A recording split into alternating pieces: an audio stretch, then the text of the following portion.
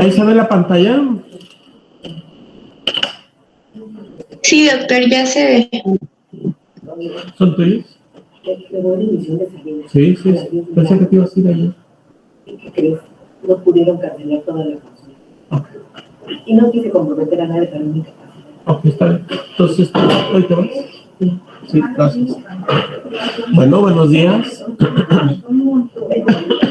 Buenos días, doctor. ¿Se ve la pantalla, perdón? Ya se ve que está compartiendo. ¿Perdón? Ya se ve que está compartiendo. Ok, gracias. Sí. Bueno, el día de hoy vamos a ver un tema que se llama glaucoma. ¿Sí? Bueno, pues el glaucoma es una entidad muy compleja. Se define como una neuropatía óptica, se refiere a la papila óptica, al nervio óptico. Esta es progresiva y que conlleva en forma crónica a la pérdida del campo visual y disminuyendo la capa de fibras nerviosas, y el factor principal de riesgo puede ser la presión ocular elevada. Bueno, se considera como... Doctor, Dígame. pero no ha puesto las diapositivas. Es lo que estoy preguntando, si ya la están viendo. No, entonces no. Ok, voy de nuevo.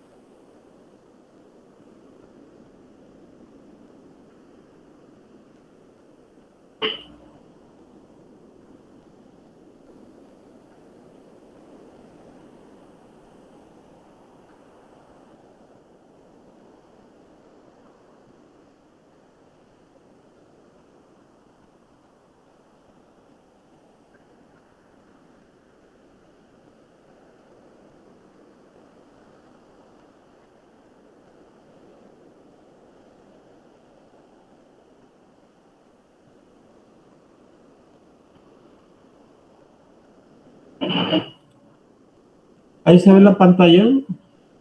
Sí, doctor, ya se ven las presentaciones. ¿Las diapositivas ya se ven? Ya. Ok, gracias.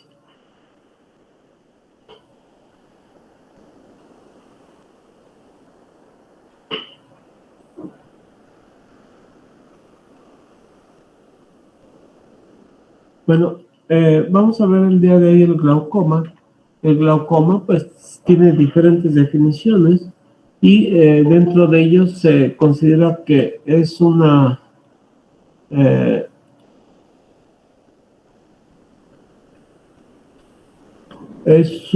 alteración que se presenta a nivel del nervio óptico. Entonces se considera una neuropatía óptica que puede ser progresiva, que afecta principalmente a la capa de fibras nerviosas que vienen de cada uno de los receptores de la retina, y esto conlleva una disminución paulatina y al final una pérdida del campo visual periférico, que va desde la periferia hacia el centro. Uno de los factores de riesgo más reconocido, ¿verdad?, de glaucoma es la hipertensión ocular o la presión ocular elevada. Como sabemos, la presión ocular del normal del ojo, pues oscila entre 10-12 milímetros a 20-21 milímetros en promedio. 20 milímetros, vamos a poner de todo. Bueno, el glaucoma pues es un problema de salud pública Se considera que es una causa de ceguera irreversible a nivel mundial y la prevalencia aumenta con la edad.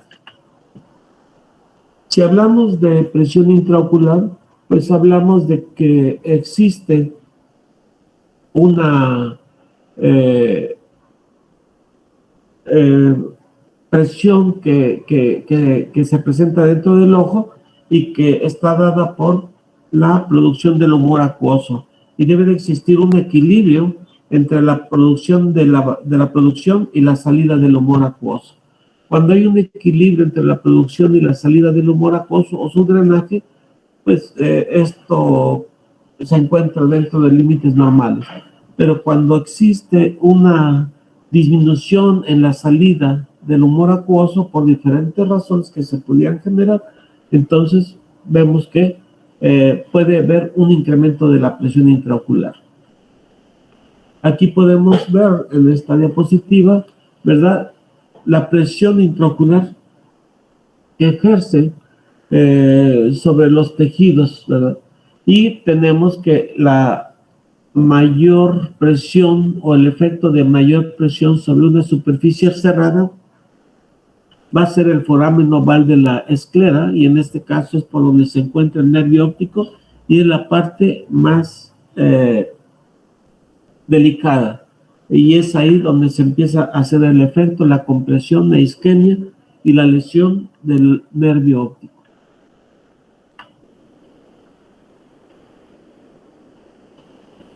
Aquí podemos observar un fondo de ojo y vemos la papila. La papila, ¿verdad?, se encuentra como un anillo neuroretiniano, que es la capa de fibras nerviosas, y en el centro emerge los vasos sanguíneos, que son las venas y las arterias. Esta excavación, que es el círculo menor del centro, representa la ausencia de fibras nerviosas y no debe de exceder el 30%. Cuando y debe de ser simétrico en ambos ojos. Cuando esa excavación excede el 30%, bueno, podemos ver algunas características que pudieran hacer sospechosas de glaucoma. Entonces tenemos que el nervio óptico, ¿verdad?, tiene el riesgo de producir el daño a las neuronas ganglionares y a sus acciones, llevando a la ceguera. Existen aproximadamente 1.200.000 axones de neuronas ganglionares a nivel de la retina que convergen y pasan a través de la lámina cribosa para formar la papila óptica. En el glaucoma, las fibras degeneran lenta y progresivamente por una apoteosis y hasta destruirse todas las fibras nerviosas de la papila óptica, momento en el que se produce la ceguera.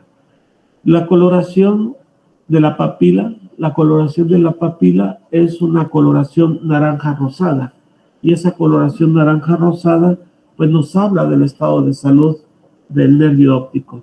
En la medida que disminuye o se altera la coloración, seguramente estamos hablando de que hay cambios en la excavación en el nervio óptico, en sus capas de fibras nerviosas.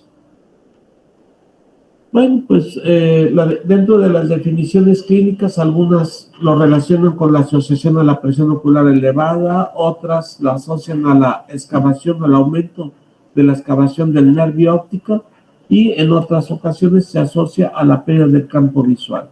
Las tres, ¿verdad?, en conjunto pueden provocar este tipo de problemas. ¿Qué tipos de glaucoma se encuentran? Bueno, encontramos diferentes tipos. El glaucoma de ángulo cerrado es un glaucoma primario de ángulo cerrado, y glaucoma crónico o primario de ángulo abierto. ¿Qué tipos de glaucoma encontramos? Aquí vemos la clasificación. Glaucoma primario de ángulo abierto ocupa más del 90% de los casos. Glaucoma primario de ángulo cerrado le sigue el glaucoma congénito, el glaucoma de presión normal, los pacientes con hipertensión ocular o pacientes que son susceptibles de padecer glaucoma con sospecha o con riesgo de glaucoma. Existen también pues una serie de glaucomas secundarios, el facomórfico, el pseudoesfoliativo, el neovascular, el de dispersión de pigmento, el uso por esteroides, el iris platú, por partículas de cristalino, que es el facolítico, por humores intraoculares de tipo traumático o posterior a cirugía o algún síndrome que se asocia a ellos. El glaucoma de ángulo cerrado puede ser primario o secundario. El primario lleva a un bloqueo pupilar y que puede ser de ángulo de cierre agudo, de cierre intermedio o de cierre crónico, con bloqueo crónico. Y sin bloqueo pupilar, el iris platón. Existen otros, ¿verdad?, secundarios con bloqueo pupilar y sin bloqueo pupilar, pero también son glaucomas de ángulo cerrado. Con bloqueo pupilar está el glaucoma facomórfico, que se refiere al aumento del tamaño del cristalino con bloqueo del ángulo iridocorneal del mismo. Y existen quistes a nivel del cuerpo también ciliar o tumores de la retina. El que no tiene bloqueo pupilar es de tipo inflamatorio o neovascular. Son las clasificaciones de ángulo cerrado. Aquí podemos observar, cuando hablamos del ángulo, nos estamos refiriendo al segmento anterior. En el segmento anterior, a nivel del ángulo entre la unión de la córnea y el iris, debe de haber una angulación de 45 grados. Cuando esa angulación de menos de 45 grados, puede ser un ángulo estrecho. Cuando está a 45 grados, es un ángulo abierto. Y cuando está a menos de 10 grados, empieza a ser un ángulo cerrado. Aquí vemos la importancia del por qué el glaucoma es de ángulo cerrado y por qué tiene ese aumento de la presión. Conocemos que existe un sistema de producción de humor acuoso y un sistema de salida del humor acuoso. El sistema de la salida del humor acuoso se encuentra a nivel del ángulo iridocorneal, donde vamos a encontrar alrededor como un anillo un sistema de drenaje. Ese drenaje está compuesto por el trabéculo, inmediatamente le sigue el trabéculo uveal, el trabéculo corneoescleral y el trabéculo yuxtacanalicular. En el trabéculo yuxtacanalicular existe un sistema activo de transporte del humor acuoso hacia la porción del canal de Slem. Del canal de Slem se va hacia los túbulos, hacia los colectores, y de ahí a las venas epiesclerales y a la circulación venosa. Cualquier cambio, cualquier obstrucción en este sistema, pues puede provocar lo que sería un bloqueo angular y aumento de la presión intraocular. También tenemos el glaucoma primario de ángulo abierto. Si comparamos los síntomas entre el glaucoma primario de ángulo abierto y el de ángulo cerrado, pues tenemos necesariamente que el glaucoma primario de ángulo cerrado con cierre angular agudo es un ataque agudo del cual el paciente está normal y de repente el ojo duele, la pupila se hace midriática, se congestiona, se pone rojo y baja la visión. Entonces hay un cuadro agudo por glaucoma de ángulo cerrado. Mientras que en el glaucoma de ángulo primario abierto es asintomático la mayor parte de las veces y el paciente generalmente se le da cuenta cuando ya está en fases muy avanzadas. Es el más común, el de ángulo abierto, y existen cambios funcionales y estructurales a nivel del nervio óptico, y en todos los glaucomas va a ser similar el cambio, tanto estructural como funcional, en cualquier tipo de glaucoma. Al final de cuentas, el daño es en el nervio óptico. El glaucoma primario de ángulo abierto se caracteriza por ser una neuropatía óptica bilateral. ¿Qué quiere decir esto? Que se daña el nervio en forma simétrica. Esta es progresiva y también puede ser asimétrica, puede ser mayor daño en uno que en otro, pero generalmente es bilateral. no se presentan síntomas porque ocurre en forma asintomática y el paciente no detecta presiones, tal vez algunos síntomas muy vagos, como pudiera ser coronitas de halos de colores en los focos, como pudiera ser ligeramente variaciones en la visión, pero no va a tener dolor y no va a tener otros síntomas. Generalmente el glaucoma primario de ángulo abierto, que generalmente, o el glaucoma de ángulo estrecho, se pueden llegar a diagnosticar en el consultorio, y es ahí donde nos damos cuenta del daño que está teniendo la papila óptica o de la presión que trae ese paciente en sus ojos. El paciente se da cuenta ya que ha perdido campo visual periférico o el daño a la papila pues es muy avanzado. ¿Cuáles son los glaucomas de riesgo? Glaucoma primario de ángulo abierto. Bueno, un factor de riesgo es de que la presión intraocular esté mayor a 21 milímetros de mercurio, que tenga alteraciones estructurales de la papila, como pudiera ser una excavación amplia, que tenga antecedentes heredofamiliares y pacientes de primera línea, ¿verdad?, de ascendencia con antecedentes de glaucoma. Aquí contribuye una importancia, ¿verdad?, la edad. También en pacientes de mayores de 40 años aumenta o se incrementa el factor de riesgo. Enfermedades que se asocian al glaucoma son la diabetes, la hipertensión, el vasoespasmo, la migraña o algunas alteraciones sistémicas. También se asocia a miopía elevada, a tratamientos o uso prolongado de esteroides. Nosotros, si tenemos un paciente que tenemos que darle un tratamiento por algún tipo de problema, como puede ser una uveitis o un postoperado de catarata, y que tengamos que prolongar el uso de esteroides, tenemos que estar monitorizando continuamente la presión intraocular para saber en qué momento podemos prescindir de ella o suspenderla antes de que esto pueda ocurrir. Existen también antecedentes de trauma ocular. Si yo tengo un paciente mayor de 40 años que tiene un familiar con glaucoma y que padece la diabetes mellitus, o no la padece o simplemente la hipertensión arterial, más aparte es miope elevado, pues pudiera tener un factor de riesgo mucho más alto para la enfermedad de glaucoma. Si damos prioridad al menos de uno de estos factores, ¿verdad? Esto pues establece el diagnóstico en sospecha de glaucoma.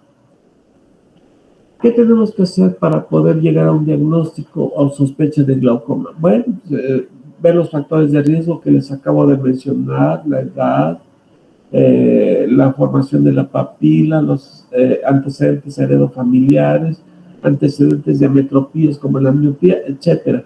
Y esos son los factores de riesgo. Otros son los factores sociodemográficos, por ejemplo, algunas zonas donde existan pacientes de color, en los cuales pues estos pacientes pueden llegar a tener más riesgo que los pacientes que no son de color. Los problemas oculares, que la presión ocular esté elevada, el nervio óptico tenga alteraciones, excavaciones amplias, que sea miope, hipermétrope, que tenga una córnea delgada o que tenga antecedentes de traumatismo o cirugía de esteroides. Es importante saber y conocer todos estos antecedentes. Los antecedentes sistémicos, vemos que la diabetes, la presión arterial, el vasoespasmo, como se los he mencionado, los trastornos de dislipidemias e hipotiroidismo. ¿Sí? Los factores de riesgo para desarrollar glaucoma son los mencionamos, hay también aquí el tabaquismo, ¿sí? Las raíces étnicas, como les hablaba, principalmente.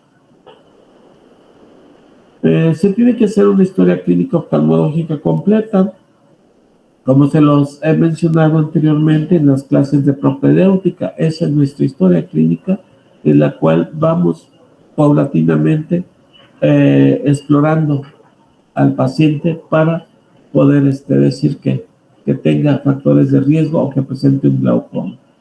Se toma la presión intraocular exclusivamente en el consultorio. Tenemos tonometría, principalmente el de Goldman. Se hace una gonioscopía o la revisión del ángulo iridio corneal y se hace una evaluación del nervio óptico. Tenemos algunas pruebas que nos auxilian al diagnóstico, ¿verdad? Si tenemos un paciente con 17 de presión y queremos saber cómo se comporta la presión intraocular de las 24 horas, pues tenemos que hacer una curva horaria tomándole presión cada 2 horas, ¿verdad? Estableciendo una curva durante las 24 horas, incluyendo las horas de sueño.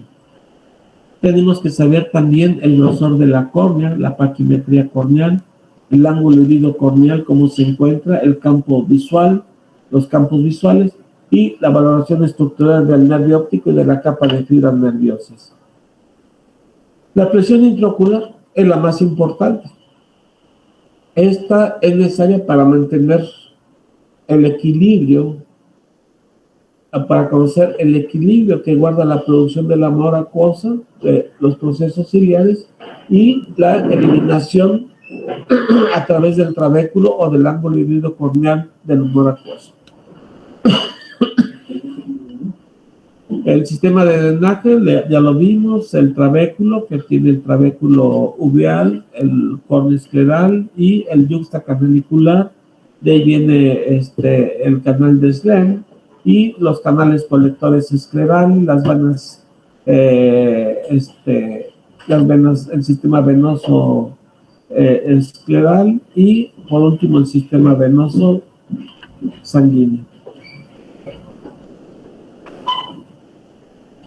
El nivel de la presión promedio es de 16 milímetros de mercurio con una desviación estándar de 2.5 y los valores sobre 20 milímetros de mercurio o arriba de 20 milímetros de mercurio se pueden considerar como patológicos.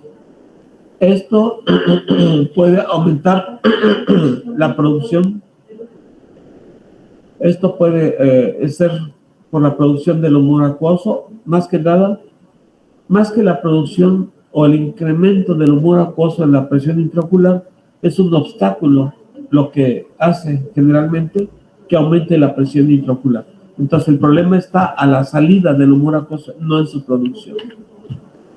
¿Qué es lo que puede pasar con el ángulo iridio corneal? Bueno, pues se habla de posiblemente una especie de envejecimiento de los tejidos y en este caso un colapso del canal de Schlemm y eso impide la salida de la presión del humor acuoso y aumenta la presión intraocular.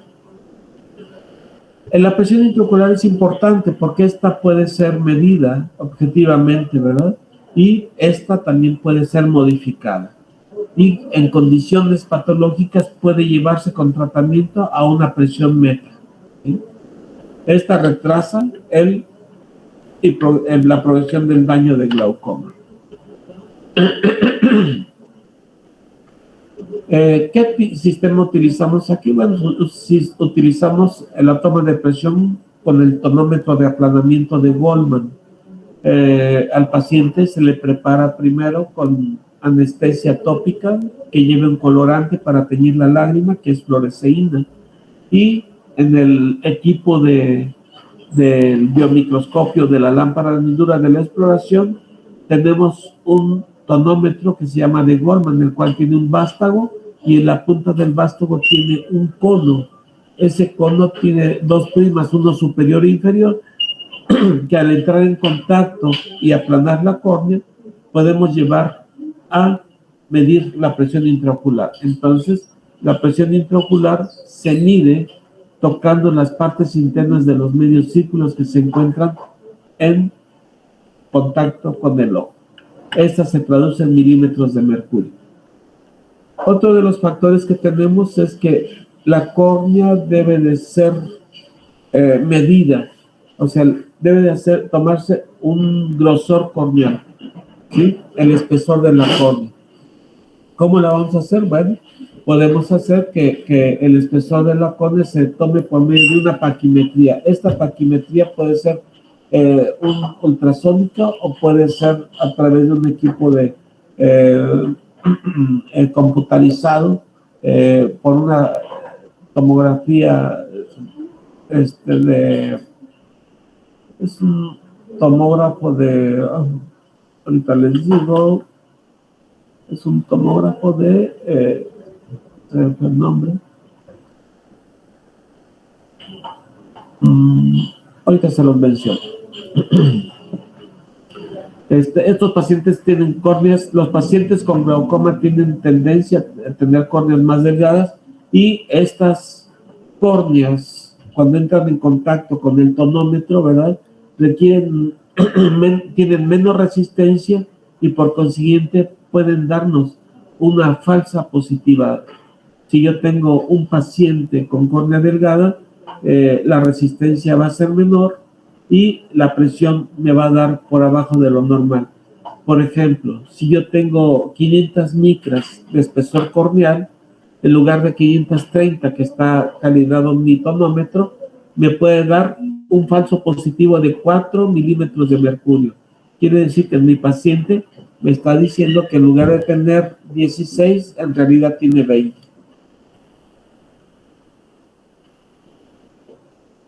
¿Sí? Entonces, la paquimetría es un método que permite evaluar el espesor de la córnea. Esto es a través de un transductor ultrasónico que se traspola a la medición de la córnea en micras, ¿verdad? Y también puede ser por medio de un de otro tipo de estudio de computadora. El grosor corneal es el factor predictivo más importante para determinar la hipertensión ocular en el glaucoma. El valor normal es de aproximadamente 530, 540 micras en promedio. Si yo tengo una córnea más delgada, vamos a hablar de 500, les mencionaba que puede el tonómetro darme un falso negativo en el cual, en lugar de darme la presión de 20, me la puede dar en 16. Más sin en cambio, si tengo una presión, una córnea de 560, que es más gruesa, y o 570, me puede dar un falso positivo y decirme que esa córnea, como está más gruesa, tiene más resistencia y el tonómetro requiere de mayor cantidad de presión para poder abatir esa córnea. Pero sabemos que el tonómetro está calibrado a más o menos a 540 micras y me va a decir que la presión de una córnea de 570 tal vez requiera restarle por lo menos 4 dioptrías también. Entonces tenemos algunos nomogramas o algunas esquemas en los cuales se hace la reducción en forma automática y le decimos al paciente que vaya donde vaya, que les diga al médico que tiene un espesor de 540 micras y que debe de, o 560 o 500, y que debe de restarle o sumarle tantos milímetros de mercurio para que tenga una presión más exacta. También tenemos, ¿verdad?, la agonioscopía. Pues hay que hacer el estudio de la cámara. Es una agonioscopía indirecta, se utiliza un lente de Goldman y se ve el estado en que se encuentra algo y se clasifica el tipo de glaucoma de acuerdo a la apertura que se tenga en el ojo. Aquí, por ejemplo, tenemos una agonioscopía en donde existe la exploración y esta es en donde se observa el ángulo. Vemos que tiene un espejo, aquí está el observador, vemos el ángulo en forma indirecta. Si mi lente está del lado izquierdo, voy a ver el ángulo del lado derecho. Y se ve alrededor. Aquí podemos ver o identificar el ángulo grado 4, se observan las 4 estructuras, que es, por ejemplo, los procesos del iris, de arriba para abajo, de la parte superior, vemos la línea blanca de Schwall, el trabéculo, el espolón escleral y los procesos iridianos. En la medida que vemos menos estructuras, va disminuyendo. Si veo 3 estructuras, Entonces hay un ángulo grado 3. Nada más voy a ver por la parte superior la línea blanca de Schwab, el trabéculo y el espolón escleral. Pero si tengo un ángulo grado 2, nada más voy a ver dos estructuras, que serían la línea blanca de Schwab y el trabéculo. Y si veo nada más una estructura, es un ángulo estrecho, grado 1, en el cual estoy viendo nada más la línea blanca de Schwab. Y si no veo ninguno de ellos, estoy ante un grado 0 o un cierre angular, o un ángulo cerrado. Aquí en las diapositivas del lado derecho, en las imágenes del lado derecho, vemos cómo el ángulo puede estar abierto de 10 grados en la B y la D 45 grados, 30, 45 grados, que es la condición natural para ver un ángulo abierto. Pero si tenemos un ángulo estrecho menor a 20 o a 10, estamos ante el riesgo de presentar un cierre angular y es un ángulo cerrado, entonces se trata de un glaucoma de ángulo cerrado. El nervio óptico. ¿Vale? La cabeza del nervio óptico es la porción más distal, ¿sí?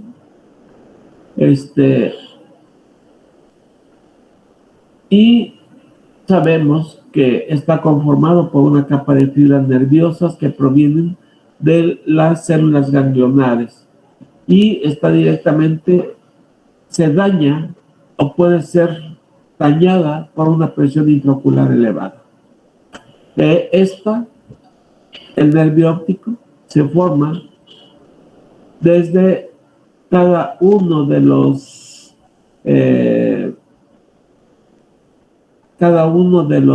elementos que se encuentran a nivel de la retina, que vienen siendo los conos y bastones.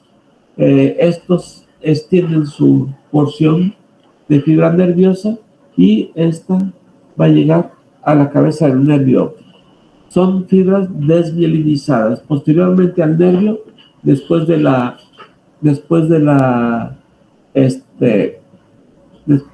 cabeza del nervio óptico, ya en su trayecto se mielinizan.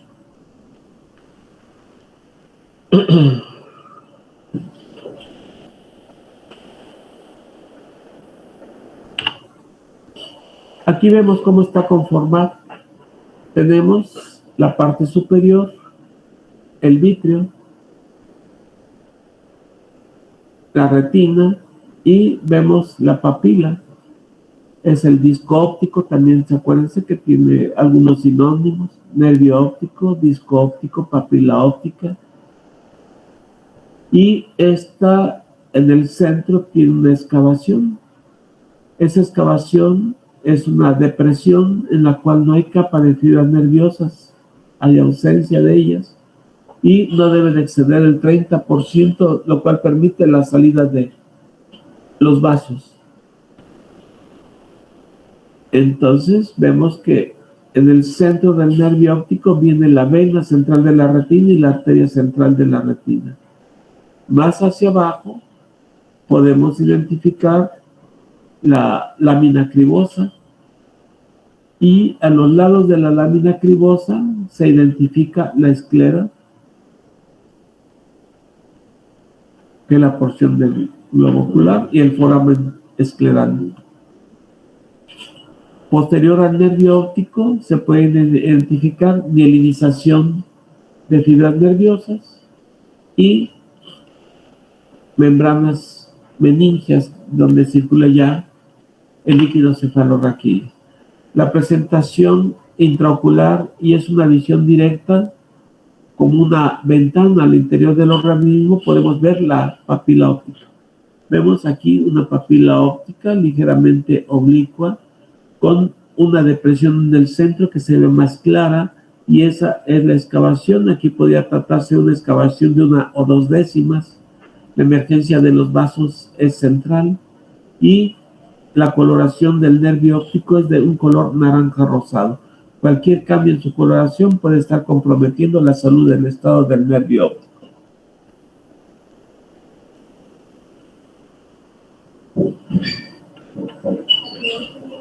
¿Qué tamaño tiene la cabeza del nervio óptico? Bueno, verticalmente 1800 micras, horizontalmente 1700, y tiene un diámetro de 2.42 milímetros de mercurio, que tiene sus variaciones.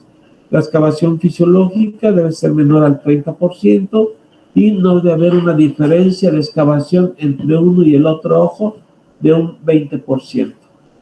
Debe mantenerse esa simetría y la morfología entre ambas papilas debe de ser prácticamente similar. ¿Cuándo se sospecha de glaucoma? Bueno, pues cuando haya asimetría entre un ojo y el otro en su nervio óptico, sobre todo en la excavación, y que sea mayor al 20%. Existe una relación de papila con excavación, ¿sí?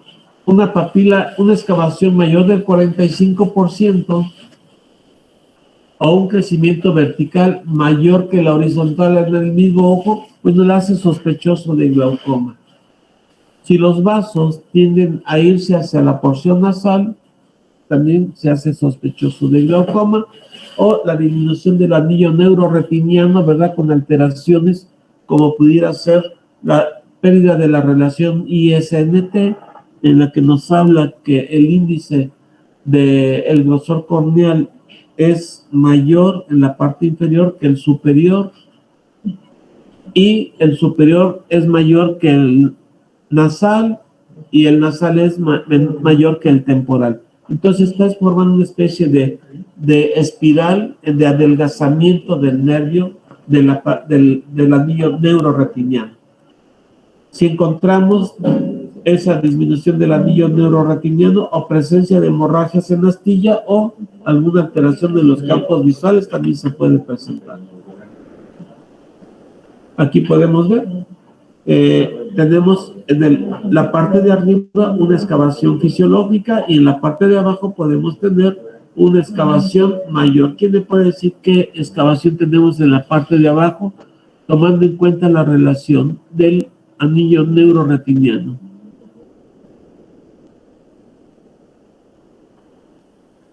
La excavación de arriba, ¿a cuánto sería? Y la excavación de abajo, ¿cuánto sería?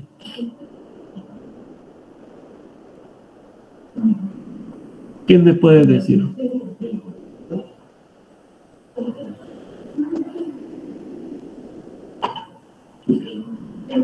Hola, ¿me escuchan?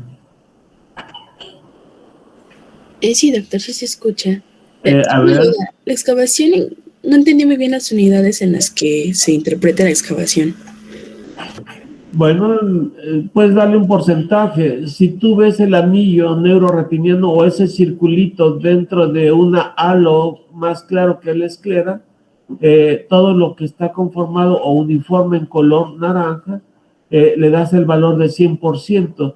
Ahora, la depresión que se encuentra en el centro, ¿qué porcentaje tendrá en relación a ese porcentaje que te acabo de dar?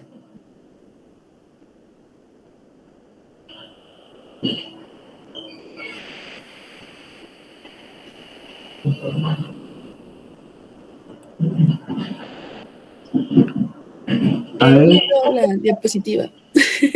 ¿Vale? No veo la imagen, perdón. Veo su ventana de Meet. Ah, gracias. A ver, Franco. Hola, Franco.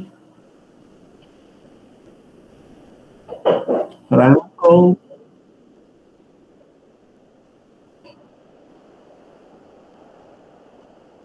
A ver, vamos a ver.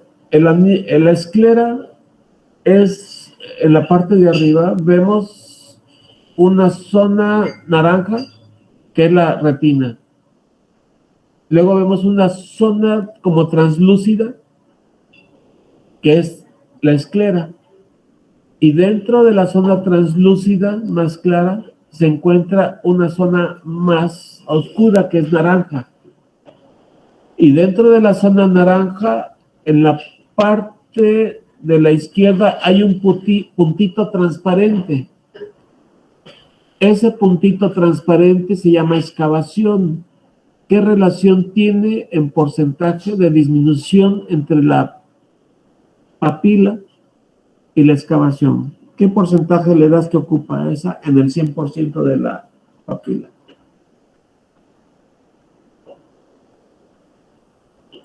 ¿Podría ser el 25? Yo creo que es un 2%, un 20% cuando mucho, ¿sí?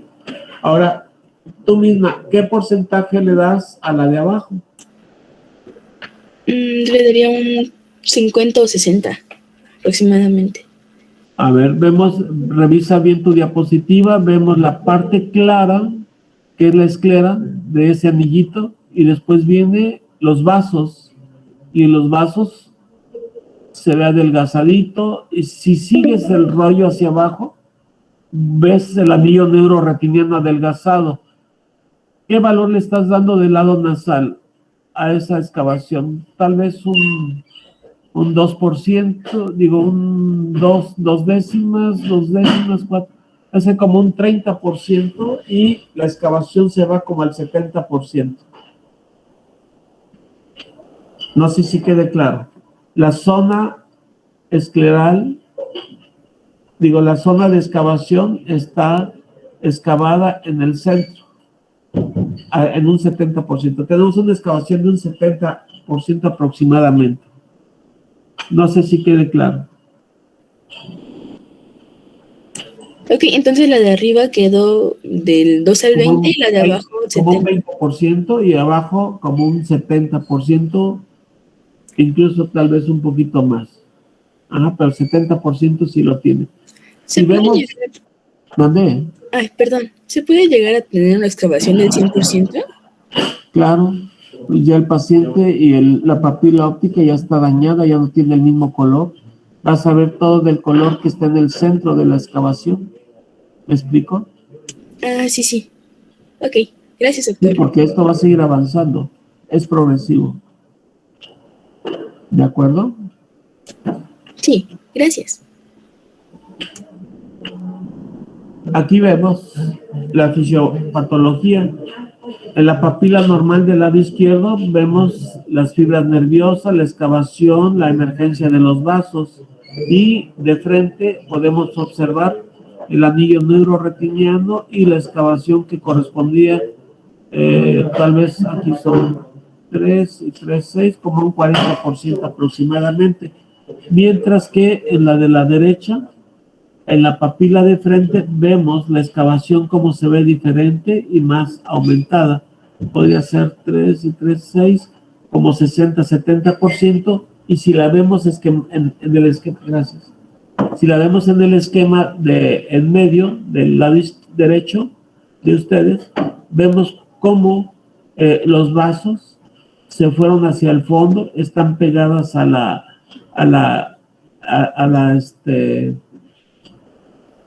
lámina fibribosa y la emergencia de los vasos es pegado al nervio óptico en forma de vasos de bayoneta. ¿Sí se nota la diferencia?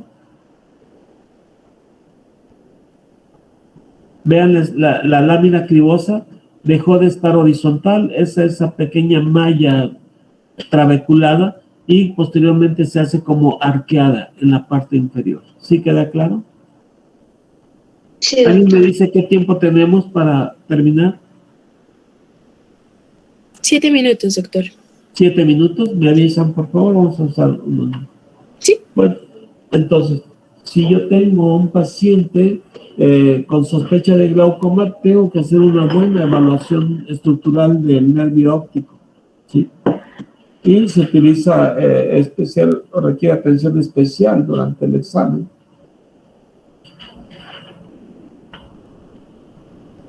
Dentro de ellos, los estudios que queremos hacer, pues son complementarios.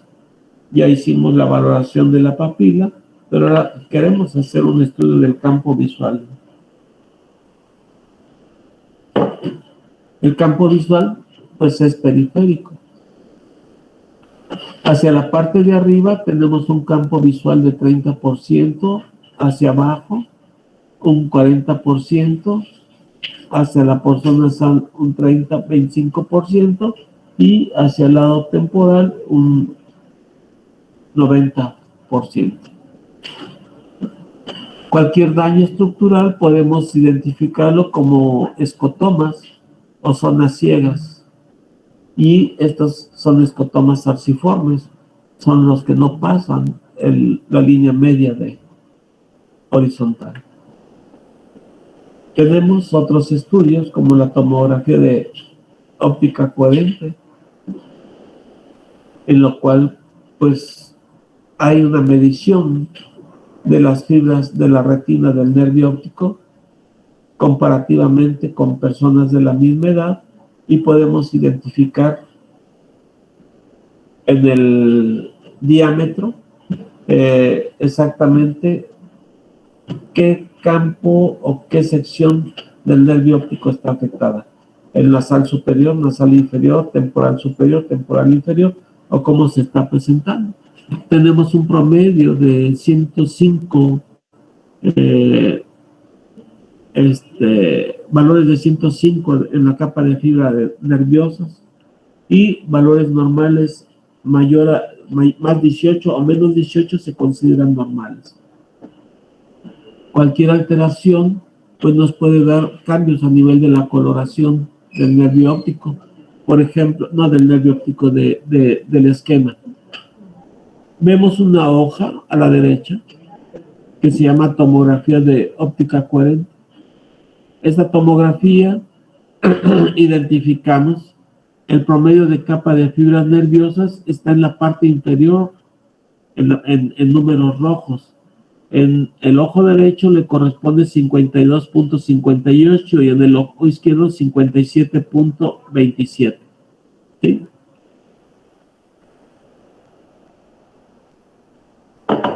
Y si observamos, en el ojo izquierdo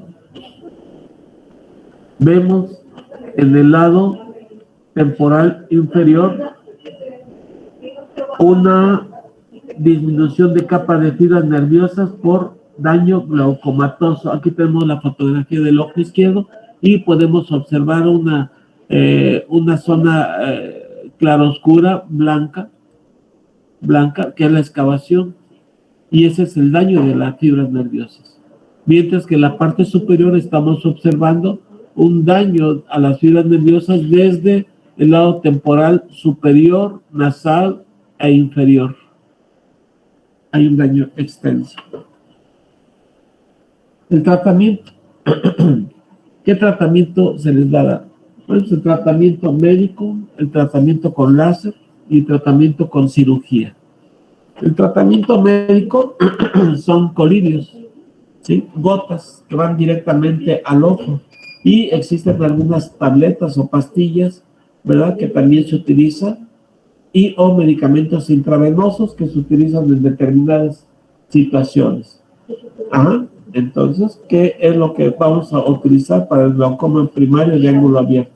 Bueno, pues lo que tenemos que saber es que este medicamento está orientado en disminuir la presión intraocular, disminuir la producción del humor acuoso o favorecer su salida del humor acuoso para disminuir el riesgo. Existen medicamentos, ¿verdad?, que van directos al ojo y estos van a reducir la presión intraocular, ya sea por la producción del humor acuoso o por la salida del humor acuoso. Estos medicamentos se pueden clasificar en simpático-miméticos, parasimpático-miméticos. Los simpático-miméticos disminuyen la formación del humor acuoso. Los parasimpático-miméticos facilitan el drenaje del humor acuoso a través del trabéculo. Los análogos de prostaglandinas aumentan el drenaje del humor acuoso no por la vía del ángulo iridocorneal, sino por la vía uveoescleral. Y los inhibidores de la anhidrasa carbónica van a inhibir la producción del humor acuoso en forma ya sea tópica o sistémica. Doctor, ya queda un minuto en la reunión. Ok, bueno, un favor. Mañana les voy a dar nada más terminar esta plática y después me toca una sesión todavía de retinopatía hipertensiva. Y ya después empiezan ustedes empezarían el jueves próximo. ¿Vale? Sí, doctor, usted nos asigna los temas, ¿verdad? No, ya se los mandé. Ya les mandé unos temas. Sí, son los que ya se repartieron, Pau. Ok. Vale, gracias. Sí, Nos doctor. vemos mañana. A usted, hasta Gracias, doctor. luego. Hasta luego. Gracias, doctor. Bye.